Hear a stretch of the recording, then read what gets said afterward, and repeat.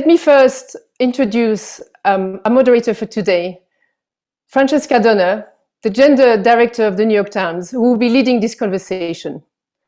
But first, a few introduction on the International Rescue Committee. Thank you very much. Human rights are women's rights, and women's rights are human rights once and for all. And among those rights are the right to speak freely and the right to be heard. Women must enjoy the rights to participate fully in the social and political lives of their countries if we want freedom and democracy to thrive and endure.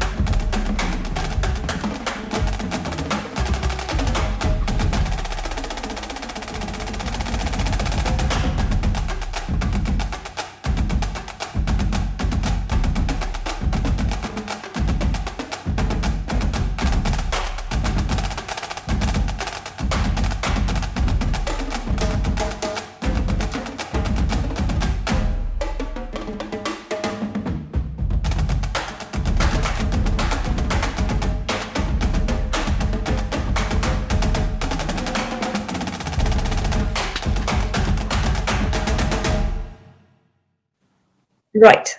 Okay. Thank you. Thank you so much for your patience. I'm sorry we're having awful connection problems, which is just the way in this year of COVID, as if we need any more problems. Anyway, hopefully you heard my introduction to our wonderful guests. It looks like our third panelist, Lilian Dawa, is having some trouble connecting. So I am going to lead the way with a question for David. Mr. Miliband, David, I want you to set the picture for us. I want you to paint the picture for us. In a 2017 TED Talk, you noted that every minute 24 people were displaced from their homes. Can you paint the picture for us in 2020, in particular for women, and in particular against a backdrop of COVID? Thanks very much, Francesca. First of all, I want to really thank Hillary for taking the time to be part of this, and I really hope that Lillian Dawa will be able to join us. She's a volunteer with the International Rescue Committee in northern Uganda. She lives in the Bidi refugee camp, and she's from South Sudan, which is one of the world's war-torn nations. And I'm very much looking forward to being a listener to both Hillary and Lillian talking about their stories. Very happy to set the scene, but unfortunately have to paint a rather dark picture. There are 40% more refugees and displaced people than when Hillary made her speech at the Beijing conference. The figures for 2020 are that about 80 million people around the world are displaced by war, persecution, and violence, including about 60% women and girls. We know that this represents a crisis of diplomacy because civil wars are burning for longer. But it's also a crisis in which gender inequality is to the forefront. We know that among the population served by the International Rescue Committee, 500 women and girls die every day during pregnancy. We know that in countries like Niger, 75% of girls are married off before the age of 18. And we know that in the most recent statistics for COVID access to tests, 70% of the tests are going to men. So the point that I think is it should be absolutely central to our conversation today is that while there's been progress over the last 25 years in the life chances of women and girls in many parts of the world, the gap between the life chances of women and girls caught up in crisis, especially in conflict, the gap between them and their female peers in other parts of the world, that gap has grown. And that's the central challenge that's facing organizations like the International Rescue Committee, and which I think needs to be built into so much more humanitarian work around the world. because too often the agenda for the majority of the people we serve is considered an afterthought rather than central. I see that Lillian has actually come back into the conversation. I'd love to give my time for you to talk to her and to Hilary. Absolutely. Thank you, David, for that. And Lillian, I'm so glad that you were able to connect. And I really, really wanted to begin with you, actually, because you are yourself a two-time refugee. And frankly, I think there's no better way for us to set the stage for what we're discussing than to hear your story in your words. So if you wouldn't mind, if you're comfortable sharing your story, we would really, really like to hear it. I am very sorry. I first start by apologizing due to disconnection of network in Uganda. And I am grateful for joining the forum for today. I am called Dawa Lilian, a refugee by status and an IRC volunteer. Yeah, I am grateful for Helena and the team to have decided the day today to share about the challenges that women and girls are going through. But first and foremost, I am going to start by my own challenges as a refugee. I became a refugee in Uganda in 2016, September 24. That was the time I arrived in Uganda, basing in Bidibidi settlement. As a refugee, I had so many challenges in the due course. My way from Sudan to Uganda, I have challenges, and the life that I've been going through as a refugee, I have challenges as Lillian.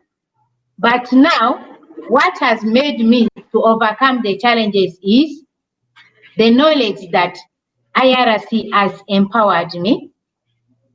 In the settlement, I had a great challenge of being attacked by perpetrators just because I reported a case of GBV that happened within the community.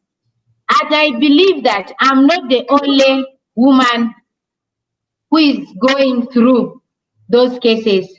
We have many of our women and girls who are going through difficult times of different ways that I may not be so to explain. But concerning myself, I have a testimony to have gone through challenges and being empowered by IRC. IRC responded to my case. My location was changed from where I've been staying to another location, but I still have worry of leaving. The reason is the perpetrators are not arrested, so you never knew what the enemy is planning. So I call upon the world to support the women in the situation that they are going through in Bidibidi settlement. Thank you so much for sharing that. Those are really impossibly painful stories, and I really appreciate you sharing that with this audience. Hilary, if I may call you Hilary, I'd like to ask you the next question. And you know, we've talked a lot about how life has improved for many women around the world, sort of. But in a recent report, you note that as the world confronts a pandemic, mass unemployment, and a climate crisis, the burdens weigh so disproportionately on women. Could you talk us through some of the consequences, some of those things and some of those consequences, and talk a little bit how you see this playing out in the short and the long term? Well, thank you, Francesca, and thanks, of course, to David and the IRC and Sophie, and especially Lillian for joining us to talk about these really critical issues. I think you are presenting the problem in its very extensive complexity. Yes, the last 25 years have seen progress in many parts of the world for many women, particularly in health and education. But we have not seen commensurate progress in business and the economy, in politics and governance, or in peace and security. And it is that latter category that I want to focus on because, as Lillian so powerfully said, gender-based violence, the displacement of women and girls, the numbers that David shared with us point to not just a lack of progress, but worsening conditions for many women who are in the most serious, challenged situations, such as conflict zones, such as post-conflict societies and nations, and of course, as refugees in camps or in other countries. So what are we going to do and how do we think about it, especially because so many of these inequities have worsened during COVID, and the disproportionate impact of this global pandemic has fallen once again on girls and women. So I think that there are 5 points that I would like briefly to make because I believe that people who are watching us are people who are already interested, concerned, want to support the IRC and other organizations that are trying to elevate these concerns. First, as we move through COVID, hopefully sometime in the next year to 18 months, to a vaccine, several vaccines that are safe and effective, we must ensure that the most vulnerable people are able to get vaccinated. This is not at all a given. We know how difficult it will be, and we know that there's a lot of what's called vaccine nationalism. We need to do more to support IRC, WHO, every international organization and private effort that is going to try to make sure that every person in Bitty Bitty is vaccinated, for example. So as we look at the next year, year and a half, there needs to be a concerted effort of planning and deployment of resources to make sure the vaccine gets to everyone, particularly those most vulnerable. As we look at the ravages of the pandemic on so many jobs and healthcare status around the world, again, we need in the planning, both nationally and internationally, and with organizations like IRC, to focus on girls and women who have borne the brunt. How do we create more employment again? How do we rebuild healthcare infrastructure that has been either damaged or overrun by the problems posed by COVID? How do we make sure girls and women, not just men and boys, are given the chance to have employment and have services that will assist them? And in particular, in refugee camps, it's always been a deep worry of mine that, you know, all too often refugee camps are left out of these plannings. They're located in nations, but they're not part of nations. And so there needs to be better coordination between whoever is running camps and the nation states that are hosting them to make sure that there is an emphasis on what is needed. Number 3, you know, there is a very clear connection between the lack of women at peace tables and the failure of peace agreements and the end of conflict. This has been known for quite some years, that there has been a real ignoring of the needs of women and girls like Lillian when you're trying to resolve conflicts. And there's been a near total absence of women involved. And so far as I know, only one woman internationally who ever actually signed a peace agreement in recent times. This is connected. I'm not saying that every woman who sits at a table trying to negotiate peace will be totally prepared and sensitive to the needs that Lillian and others who are in her situation present, but we would up the chances of that being the case. So women have got to be more deeply embedded in the whole conflict resolution, peace and security arena if we're going to deal more fairly and equitably. Next, I think that if you look at where progress has been made in education and healthcare, we have to prevent that progress from going backwards. That's a big fear of mine, that where we have actually gained in areas of greatest need, we're not going to keep that up. People are going to shift their focus. So there has to be a really concerted effort on the part of international, national, and philanthropic groups to prevent that. And finally, I think we have to be very clear about the pushback that has been going on in recent times. The rise of populism, nationalism, authoritarian leaders. One of the very first things such leaders and governments do is to restrict the space for women's opportunities. And, you know, in the United States right now, the highest percentage of people who are unemployed are women. Most of the jobs lost in so-called essential work and retail and frontline health work, caregiving and all that has been women. And there isn't a commensurate response to the needs of those sectors, which are where women are employed. You can, I believe, apply that to much of the rest of the world.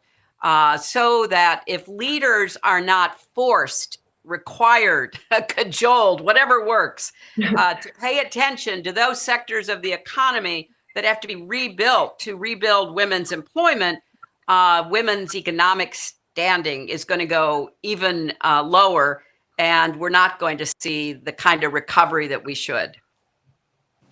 Thank you. I mean, I do feel like of all the many people I've been interviewing over these past few months on just these issues, there's this common refrain of, if we just lift women up, we lift everybody up. And it's just very hard for a lot of people to understand. Thank you so much for saying all those great points. We are going to come back to many of them. And but since we have Lillian back on this line, I'm going to grab her quickly one more time. Lillian, I'm wondering if you can share a little bit more color here. You're working on the ground with refugees every day, and I'd really like to hear from you. What are some of the recurring worries and concerns that you hear from female refugees? And how do those concerns compare with the male refugees you work with? Could you share some thoughts?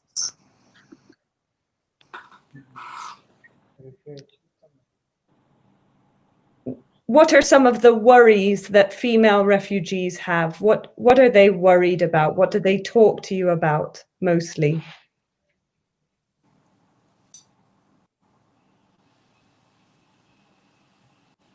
Did we lose her?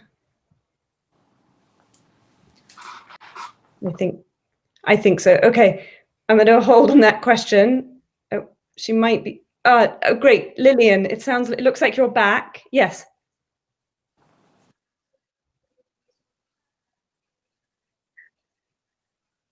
Of course.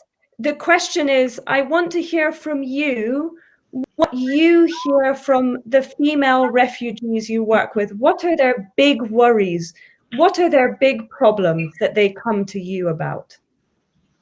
Okay, they have several worries that they are ever expressing to IRC. One of the worry is the effect of COVID-19 on the women and girls. That has great effect on the women.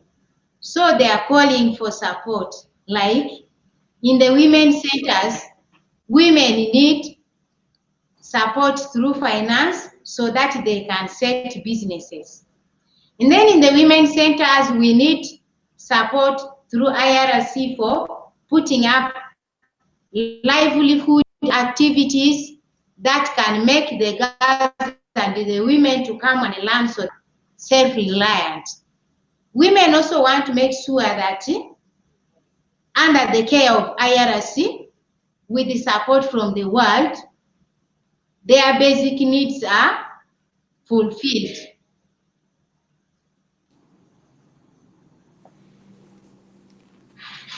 Could you talk a moment about how the women's concerns are different from the men's concerns.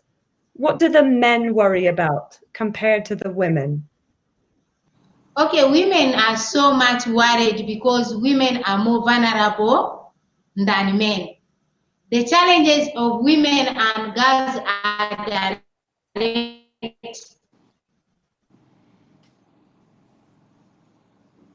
There are things that women go through which men don't go through.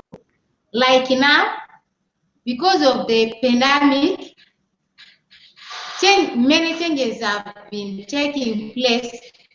Like women are crying for reusable sanitary pads for which they cannot access.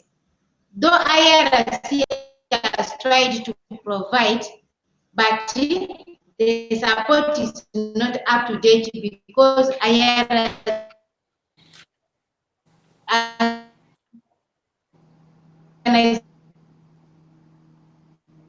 Okay, I think we lost her again, but what I'm hearing, and David, you may have thoughts on this, but I'm hearing sort of fearing for safety, basic needs, you know, sanitary towels for women.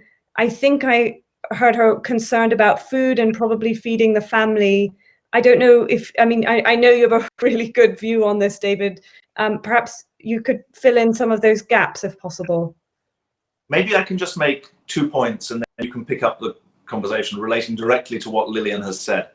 The first, I think, is really significant that she joined social progress with economic progress. We have evidence to support her point that when you ally economic independence to social service provision, you get more than double the benefit. And that, I think, is a really important lesson of the last 25 years. I think it's fair to say that 25 years ago, we didn't have that kind of research-based evidence. Now we do. And that's why we talk about women's protection and empowerment as being an economic agenda, a social agenda. Secondly, I think it's important that people understand that the safety concerns and the security concerns that Lillian has flagged are just the tip of the iceberg. I mean, it's absolutely shocking that it remains the case that locks on bathrooms are somehow optional, not mandatory in refugee camps. It's extraordinary that lighting is considered a luxury, not an absolute mainstay of safety. And when I tell you that less than 0.12% of the total humanitarian budget is spent on gender-based violence, despite the fact that there is very large amounts of gender-based violence, you'll see that there's a mismatch between the way the humanitarian sector works and the needs of the people on the receiving end.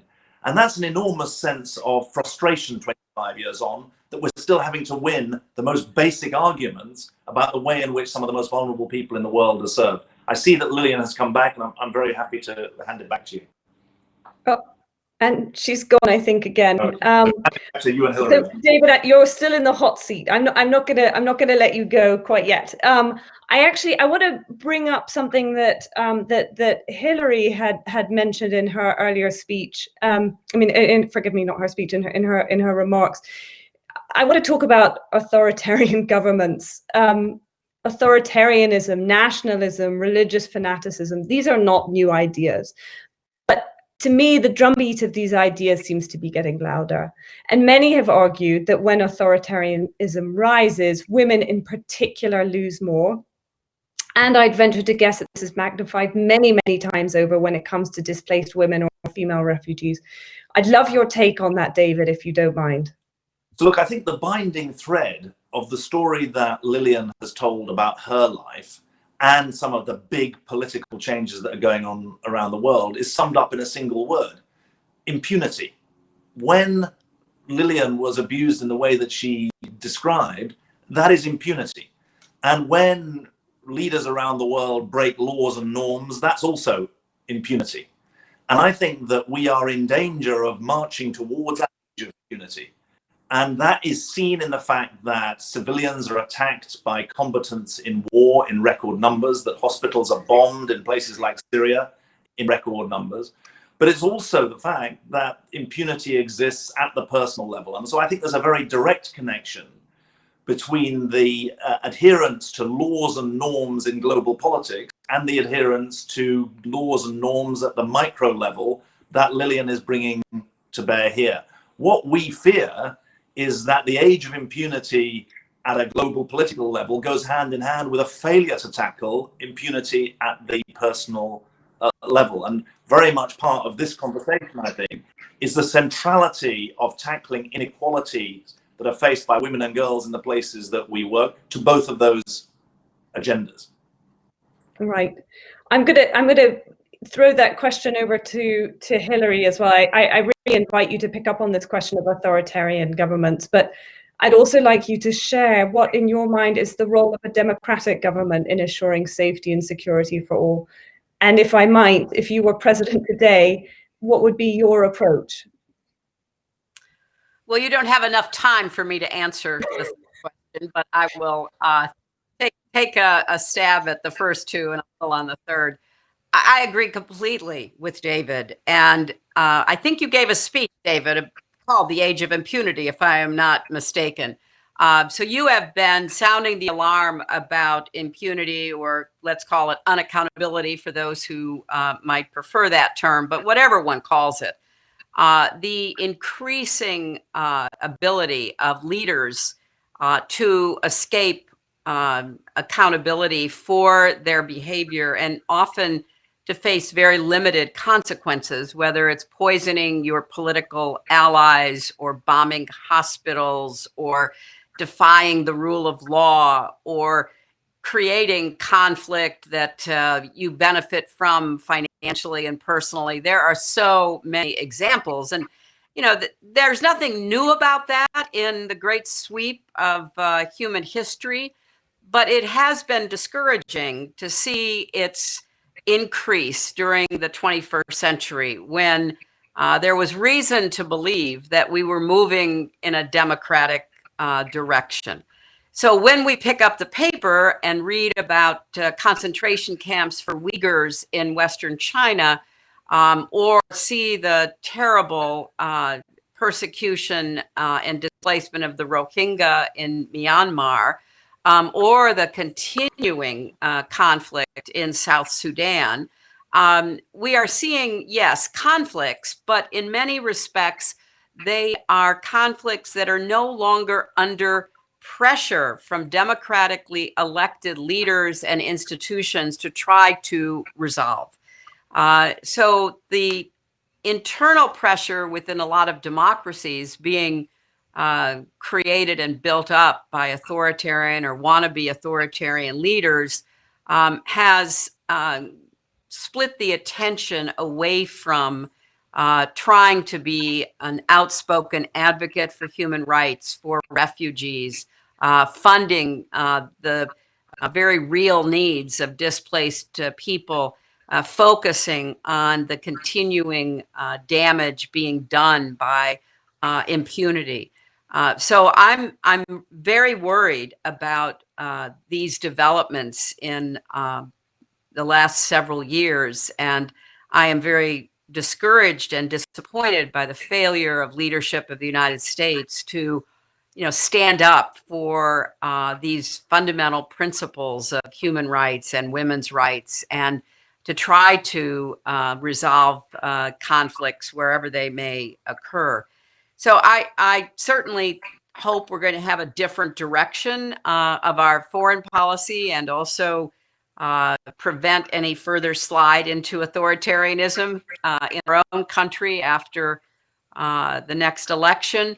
But I don't think we can take anything for granted anymore. And I think a lot of people have been living off the hope, or taking for granted the what they viewed as strengths of institutions in democracies to withstand the kind of pressure that we're seeing internally and externally.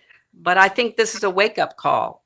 If we can't come together to deal with the refugee crisis, the COVID crisis, so many other crises that cross global boundaries, how are we going to protect democracies? That is, to me, one of the great questions that we're facing in the world today. Thank you so much. It looks like Lillian is back. So I'm going to snag her again. And we actually had a pretty interesting question from the audience. Kira De Clemente asks, what are some of the most important questions that refugee women's health researchers can address right now? So I'd like to ask the question of what are the main concerns, and I'd like to start with you, Lillian, because you are on the ground and you're seeing them. What are the main health concerns that you are seeing from refugee women when it comes to health? What are they most worried about? I lost her again. We can hold on to that question, or if you want to take a crack at it, David, or we can hold that for Lillian when she comes back. Let's do that, because I really would like to get her thoughts on that. I want to sort of build on what Hilary was saying and sort of think about responsibility here. David, you've described our duty to help refugees as a moral issue.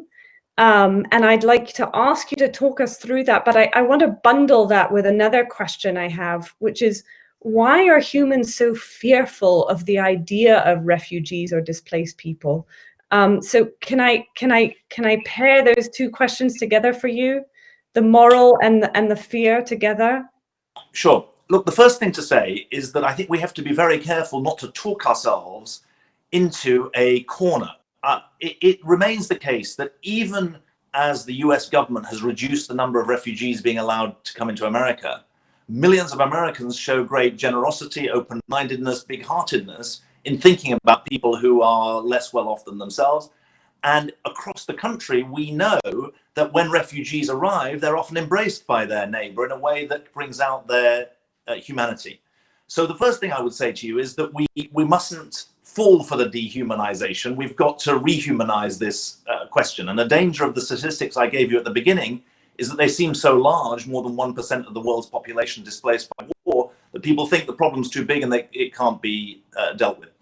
Secondly, I think it's really important to recognize that the people who are being displaced around the world today cover all classes, they cover all continents, they cover all backgrounds. And so the sense, there but for the grace of God go I, is something that I think is very strong. When you talk to people about who the Syrian refugees are, for example, they are your business people, they are your teachers, they are your physical trainers, they are people just like you or me, they're NGO leaders as well. Thirdly, I don't think we should be afraid of saying that the moral case that we are enjoined to help strangers sits alongside the strategic case that Hilary referred to. Untended humanitarian crisis is a source of political instability.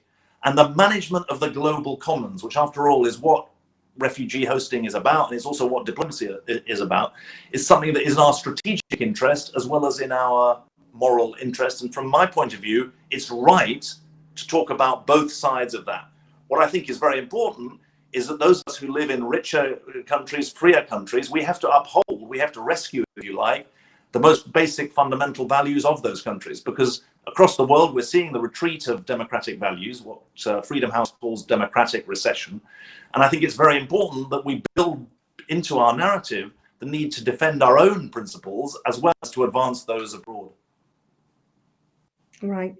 I'd like to actually bring up another audience question, and Hilary, I'm gonna throw this one to you, and I'm gonna package it as well with another question. This is from Catherine Ladouce, I think. She wonders, what are the key solutions governments and companies need to drive concrete progress and to get better gender balance in society? And I'm going to package the question with another one that I had, if you don't mind. So my question is sort of, where does the buck stop? So she mentioned governments and, perhaps the private sector, but what about NGOs, private citizens? Who needs to be stepping up more and how? So if I may combine those two and ask you, where does the buck stop, and what should people, individuals, companies, businesses, NGOs, philanthropic organizations, what do they need to be doing and to step up here? Well, Francesca, I think the buck stops everywhere. I think the buck, so to speak, needs to land on the front steps of every institution that you just referred to. Businesses have to do a better job. And again, it's not because they should, it's because they will actually do better economically if they do. So it's the point that David was making. It's a moral obligation to try to promote equality and equity, fairness, justice, and discrimination against women everywhere you can. But we now know that diverse groups make better decisions.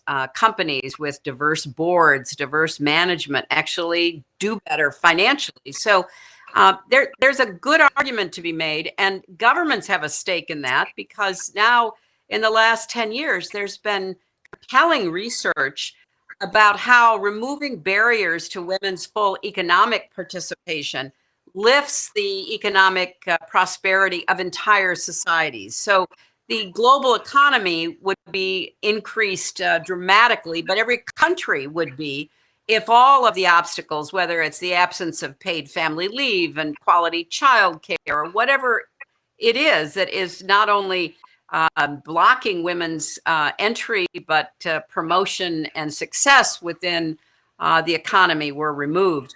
And I think governments have an obligation to try to encourage that, to try to hold companies responsible and be transparent about what they're doing in terms of hiring and promotion and opportunity.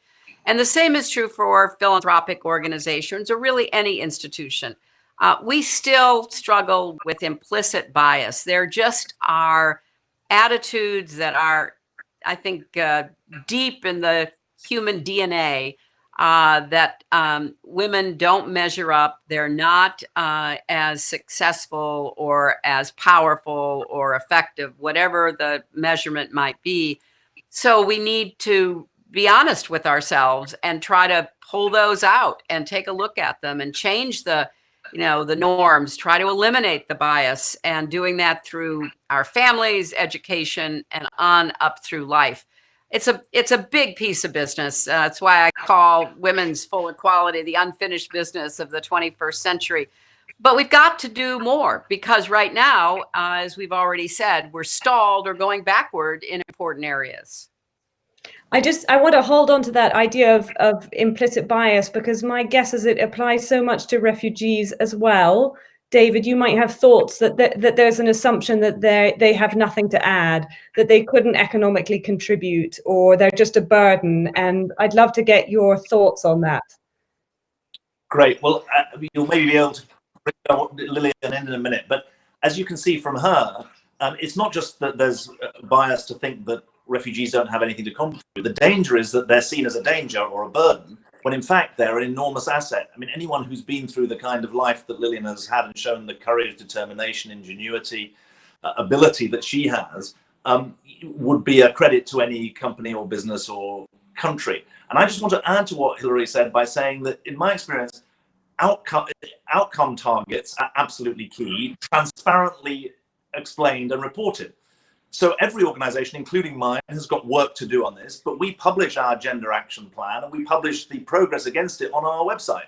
And the light of transparency means that people can see that we've got 53% of women on our top 60 leaders, but we've still got ways to go in other parts of the organization. It's the transparency, but also the targets, because without a set of targets, then you're not going to be able to drive forward. And one other tiny point, or important point to me, you'll often hear people say, yeah, but you can't advance women's equality. What Hilary talked 25 years ago about peace, development, and equality, you can't advance it in some places. I was on the Zoom call yesterday with our team in Afghanistan. They're showing now 44% of staff, we've got 1,100 staff, 44% of staff are women. We've got an Afghan woman on our senior management team in Afghanistan. The excuse that you can't do this everywhere, that somehow this is imposing a Western definition of equality, doesn't match the reality. And it's important to take the excuses away, as well as to make the commitments and targets transparent and clear. Right. I mean, the progress of women in Afghanistan, at least what we've been writing about in the Times, and I know it's not consistent across the country, has been really quite exciting to write about and report on. Lillian, just because you're back, before you go, I really did want to ask you a question about the most important issues in refugee women's health. What are the issues in health that you are most concerned about? I think we lost her again. Okay, I'm going to hold on to that question for her. And while we wait for her to come back, I want to talk about power, actually. And Hilary, I hope you'll talk about this with me. I want to just mention something that may seem completely unrelated, but it was something that sort of stuck with me. When Kamala Harris was added to the Democratic presidential ticket, the New York Times ran a piece in the opinion section with the headline, "Women can have a little power as a treat." You, Hilary, wrote about power recently in The Atlantic, and the thrust of your argument is that you can give women all the rights in the world, but if they have no power to claim those rights, the action is moot. There is something about women in power that makes people deeply uncomfortable, whether this woman is at the top or simply scraping by. And I'd love to get your thoughts on that.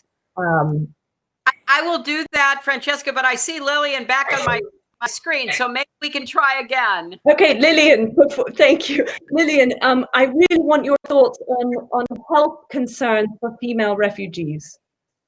Okay, I am very concerned about female refugees in the health sector, for which we are crying for better social services, and we are requesting for the services to be brought closer to the refugees so that the able and the unabled are able to access the services, like women and girls with disabilities who cannot afford to go very far for medical services. And we need better machines to support the situations that women may be going through health-wise. Okay, it sounds like accessibility is a really big one.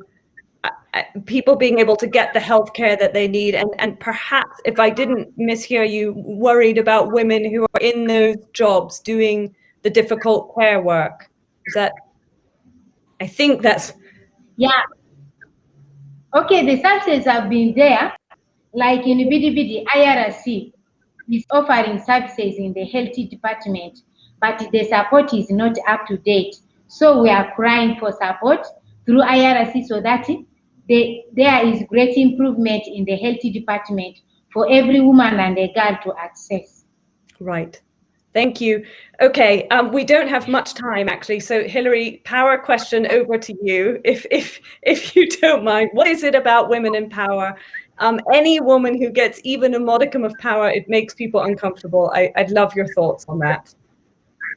Well, Okay. yes, that is absolutely the case, Francesca. And there's been a lot of research into this, and there just is some kind of unresolved anxiety, fear, insecurity among both women and men about women in positions of power.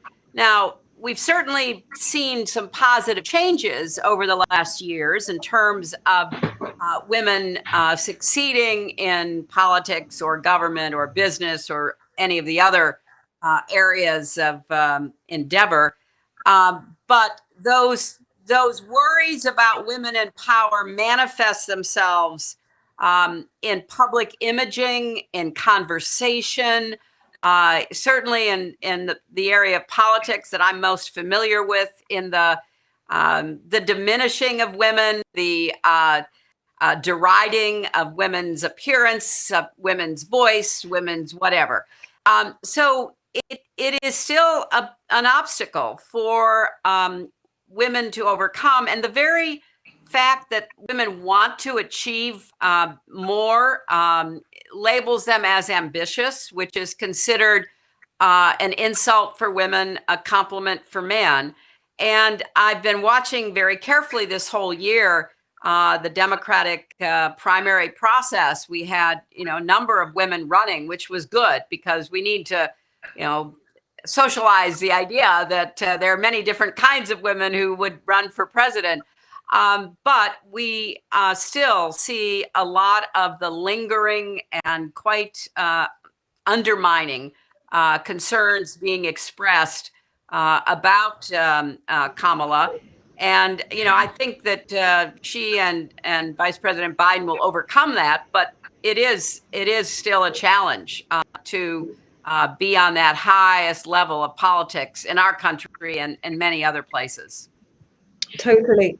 I sort of always feel that there's this idea that lifting up half the world means taking away from the other half of the world. I mean, not to me, but this is how so many people see it, that if I give you a bigger slice of the pie, my slice of the pie is somehow smaller. Frustrating. All right, we are very, very short on time. So I'm going to ask you two final questions and hopefully we have time for them both. David, you got at this before, and it's simply kind of the magnitude of the problem. Many people throw up their hands feeling that it's simply too big or too overwhelming to solve, and clearly that is not a solution. So I'd like to ask all three of you, what is a solution at the ground level, at the leadership level, at the ordinary everyday person level? What would you like to see starting now, once and for all? Why don't you start with Lillian, because I would like to start with Lillian, actually. Lillian, if you don't mind, what would you like to see change today, once and for all? Okay, what I would like to say is, we women and girls who are South Sudanese and refugees in Uganda, we want to see that we are given total peace, and all that we have requested are put into action and are answered so that we achieve our goals. Because we left South Sudan because of war, and we believe that when we are in Uganda, we shall have peace of mind. So we are opening our eyes to you to see to it that we are supported. I say this on behalf of women and girls from South Sudan, and at the same time a volunteer for IRC. Thank you.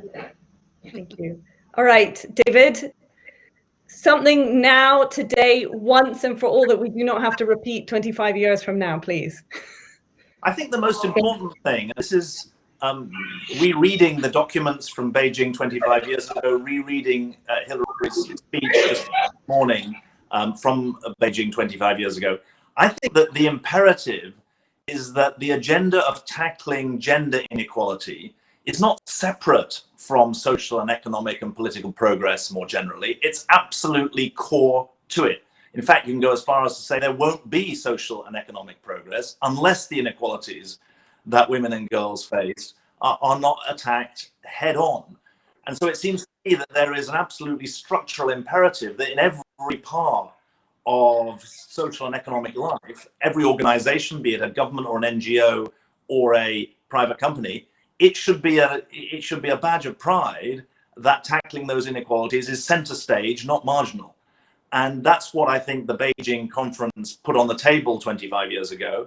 In significant countries, it's been embraced. And I think it's striking that some of the countries that have responded best to COVID are being led by women. I think that's significant. But I think there's a long way to go that this becomes something that's a norm rather than an exception. And that's why we say that to be a successful humanitarian organization, you also have to be a feminist organization. And I think that shouldn't be something that's shocking. It should be something that is normal and routine. Yeah. Last word for Hillary. Well, I want to end on, the memory of our great Supreme Court Justice, Ruth Bader Ginsburg, who just passed away, because she was asked often, do you want to advantage women over men? She would always say, absolutely not. I just want men to take their foot off our necks so that we have the same opportunities that they do. And I think about her response to the question, well, when do you think there'll be enough women on the Supreme Court?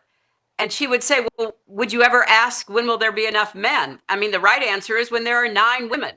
We have to reimagine the world that we want, and we have to speak up for it, even though I am well aware that you can be ridiculed and you can be criticized for doing so.